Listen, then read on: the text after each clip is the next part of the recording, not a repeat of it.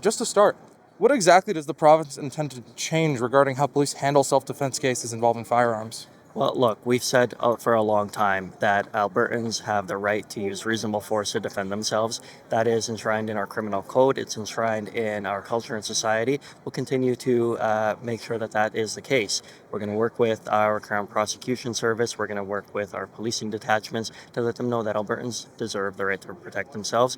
They're entitled to do so. They're allowed to use reasonable force, and there's nothing that's going to change. What we are doing is we're revisiting our guidelines and our protocols to make sure that that is enshrined both within the Crown Prosecution Service as well as our policing services here in Alberta. And is the goal to introduce new legislation, or is this going to be an order in council or a ministerial directive? Essentially, what it will be is you heard the Premier earlier today said that a motion will likely come to the legislature floor next week, and that is a Legislative Assembly motion urging a number of different things. Certainly, I have taken the initiative of looking at our Crown prosecution guidelines, and I'll be looking and revisiting those as well to make sure that they reflect what Albertans are looking for. And how will this new legislation operate with the federal criminal code?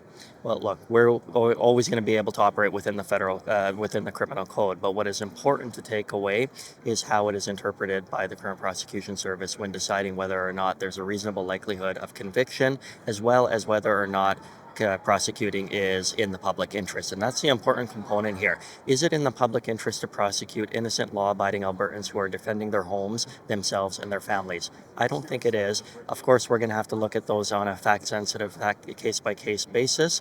But generally speaking, we want Albertans to know that we will stand behind law-abiding individuals in defending their homes and their families.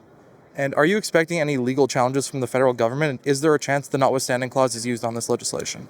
Vote very unlikely in both cases. And I say that because, again, we will be working within the parameters of the criminal code. We want to educate Albertans what is appropriate and what is not appropriate, and the criminal code is very clear. You can use reasonable force to defend oneself and one's family, and that's what we're going to make sure that our provincial agencies uphold. And is there going to be any standardized protocol given to police officers for responding to these cases?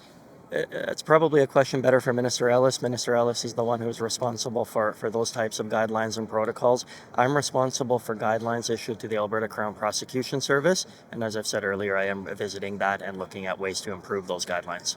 And on to the gun buyback. Does the province intend to prohibit police participation in the buyback, or only limit enforcement for the people who aren't complying? Look, we've said that the type of gun confiscation scheme that Ottawa has devised is not going to do anything to protect public safety. It does nothing to improve our borders. It does nothing to put funds into law enforcement. It does nothing to support our courts or our Crown Prosecution Service. And so we think that the entire program is misguided, and it is not going to address any of the issues that the federal government seeks to address. They call it the ban on assault-style rifles or assault-style firearms. And the fact is, in the word itself, it is misleading because assault-style brings in a number of different firearms that don't necessarily pose any public danger. These are the guns that are being used by farmers and sport shooters and law-abiding gun owners to hunt to provide for their families. So the reality is that we don't think that the gun confiscation scheme is going to achieve any of its intended purposes, and we said that we're not going to cooperate with any of the federal government initiatives.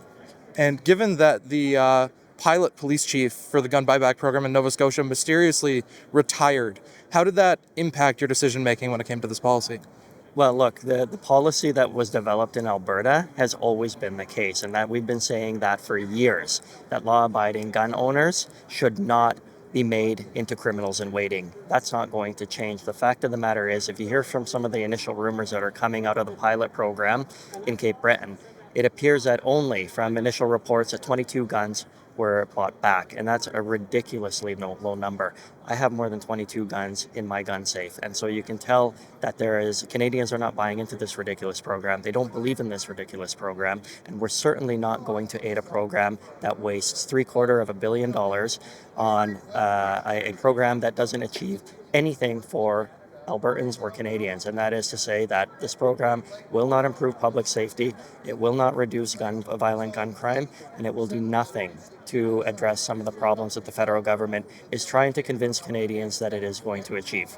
And given that federal public safety minister Gary Hernandez-Angry called it a sham on a leaked audio, Do you have any advice for the other provinces or other municipalities on what to do with this gun buyback program? Well, look, the great news is this. We were recently at a federal, provincial, and territorial meeting where every single justice minister and public safety minister across Canada met together here in Alberta in beautiful Kananaskis country to talk about justice and public safety related initiatives. And one of the conversations that came out of that was whether or not the gun buyback program was a program that was going to achieve any of its intended purposes.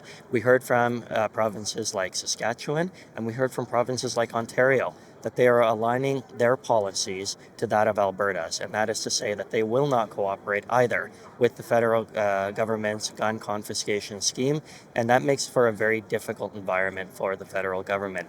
If they don't have provincial police agencies, if they don't have provincial prosecution agencies, and if they don't have provincial buy-in into this program, I cannot see how they will successfully implement the program. I think that they need to reevaluate and reassess from their end whether or not spending $750 million and probably more is a good use of public money for a program that is not going to improve public safety whatsoever.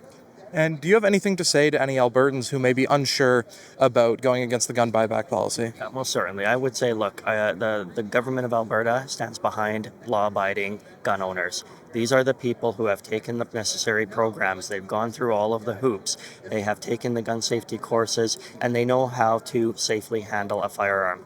And to those people, I would say that we will do everything possible to make sure that we protect you from being prosecuted for a program, an ill-conceived program, I should say, that the federal government has devised. We will not accept a program that creates criminals out of law-abiding Albertans, and we will continue to stand behind Albertans every step of the way.